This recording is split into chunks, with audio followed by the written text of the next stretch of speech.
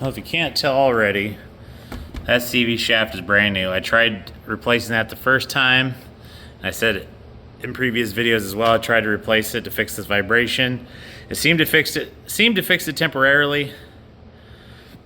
This time I'll go through the process of removing that CV, but this time we're going to replace the bushing behind it, and hopefully it takes care of this really awkward up and down clanking it has that I'm concerned about. So, all right, there's already a couple pretty decent videos about this, but I'm going to try to do my best to show you guys how I go about taking this apart. The first thing you want to take apart is take the brake off. There's 2 bolts right back here. There's 2 bolts right there to take off. 18 millimeter.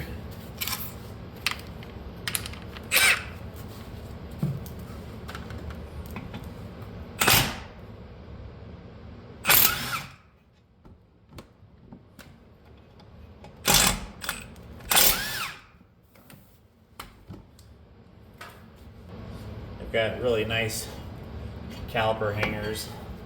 I don't have those, so this is how I'm gonna do it.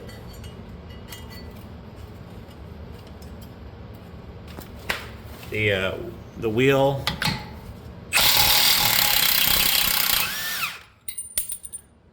take off the CV nut.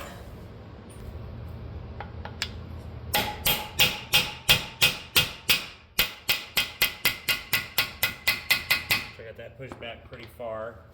Okay, and then you're going to need something to wedge this A-arm down, and that's probably the worst part to do, the most pain in the butt. So if you give yourself something to anchor off of, so like this C-clamp, I'll show you what I mean here. So you give yourself something to stick your pry bar under.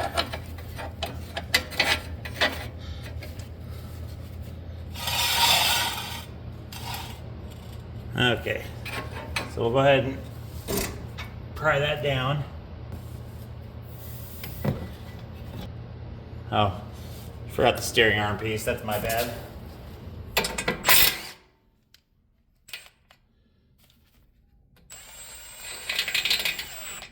Here, take it most of the way out, then give her a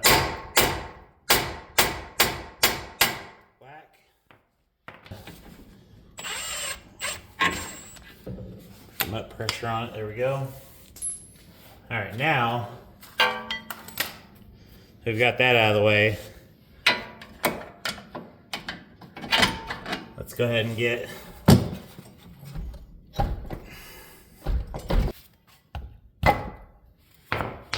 our CV out.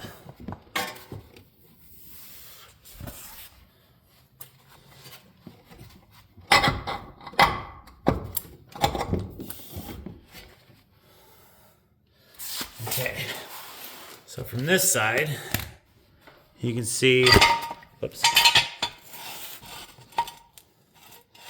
I was able to get the entire CV out of the way, and all I had to take off was literally 2 things. So let's go ahead and get this out of the way here. I get my brake up out of the way a little bit better than the way I had it. Okay. Now we're up behind my CV shaft. A little bit of pry there. It flies right up and out. And then we have our brand new CV shaft out.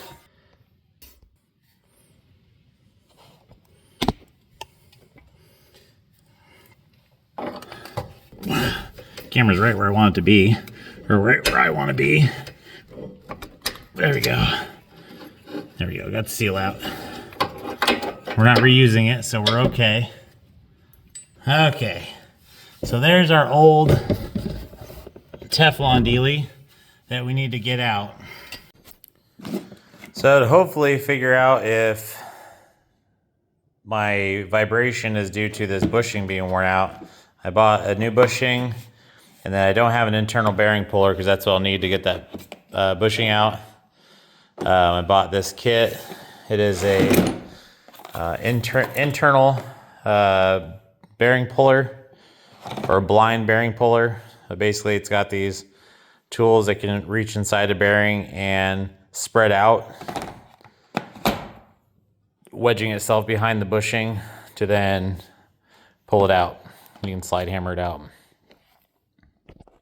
Now, this bushing is a supposed improved design over factory for the 6F35 transmission. So it says this is slightly wider, I believe. And then it comes with a new seal.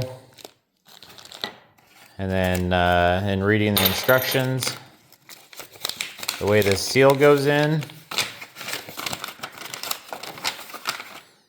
is before it has a certain depth it's driven into, there's a tool that drives it in so far. For this particular one, this is the oiling groove. The oiling groove goes 180 out from the drain back. So it'll go in like this. So here's the oiling ring. It goes in like that. And then it drives in flush with the edge of the case. So that shouldn't be too hard to do.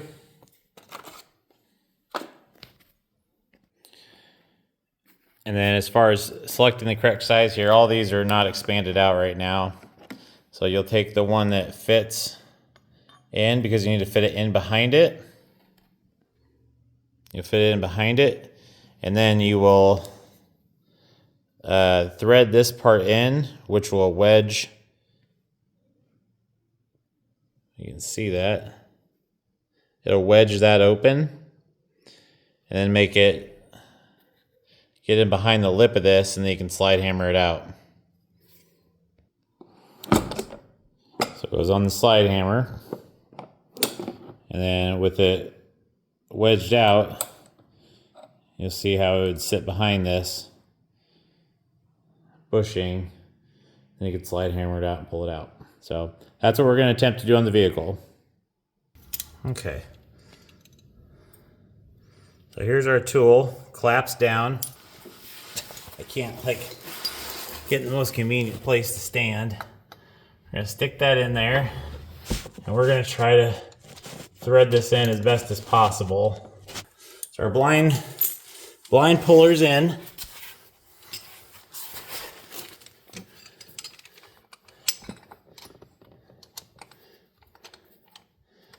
Now here's our slide hammer extractor.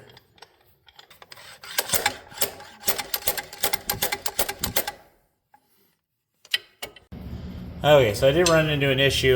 That slide hammer length wasn't enough, so I made an adapter for this coupler nut onto my big slide hammer. Now I should be able to get it out. I just didn't have enough mass and sliding room to get this done.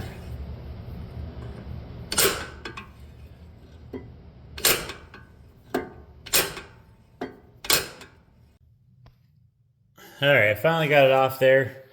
What sucked is this slide hammer that comes in that kit, it's probably most of the time more than enough, but the weight and the slide length is so short that I had to go out and get my slide hammer, and then I just used a couple of the 5/8 fine nuts that go on my normal slide hammer into a bolt that gets onto this coupler nut that came with the kit that goes into this bearing puller, and I had to get my whole body in there, so I couldn't really film what I was doing, but ultimately I was able to get it yanked out of there. So here's the old one. The unfortunate part is I didn't have it tight enough, so I jerked out some of the bushing liner, and I wanted to measure to see if there was any wear in it. I'll want to go ahead and clean that out nice and good. Pull out any material that I might have made along the way.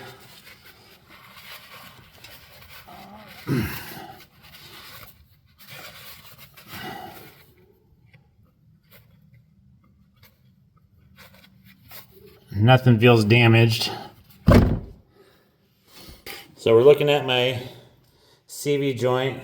This one's brand new. I said I replaced it. There's no obvious damage on it. And then there's no weird movement on my CV.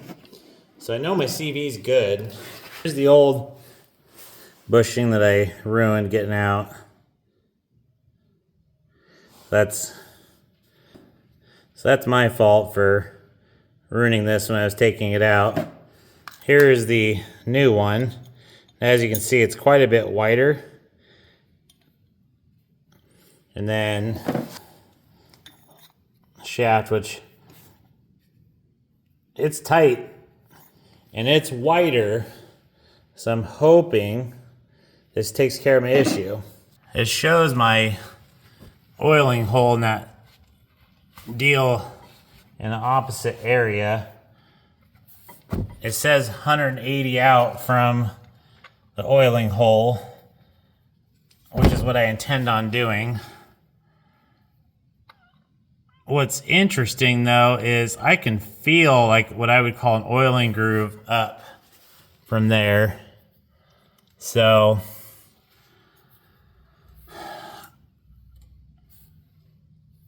not really sure.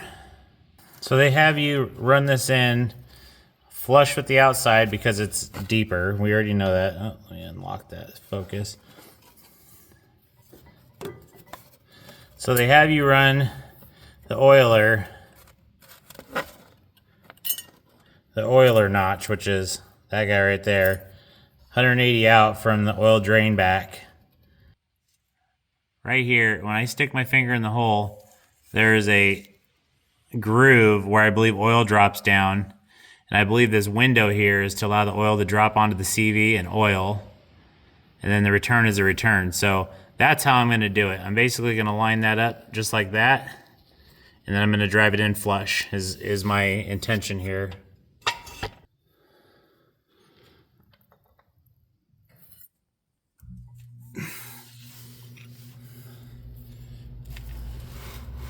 And then take our driver, because we're going to mount this flush.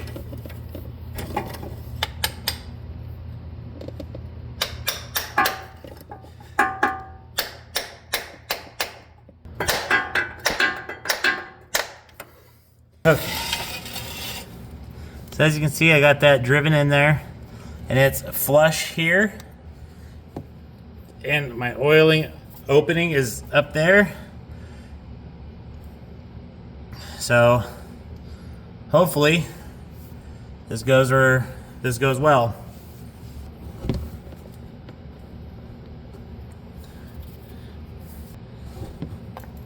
This is so hard to do this and show you all at the same time. I don't know how people get their cameras in there like that. But basically, I had to pry my shock out of the way and then stuck my bushing driver up like that and drove it in.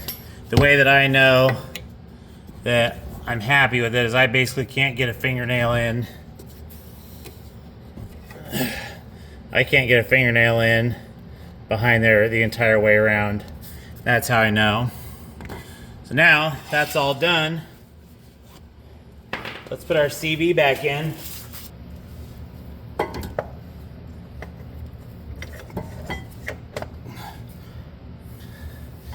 And you need to push it till it basically snaps in like that, and then you can't pull it back out. Once that's all done, it's kind of just putting it back in reverse. Still got our C-clamp in place.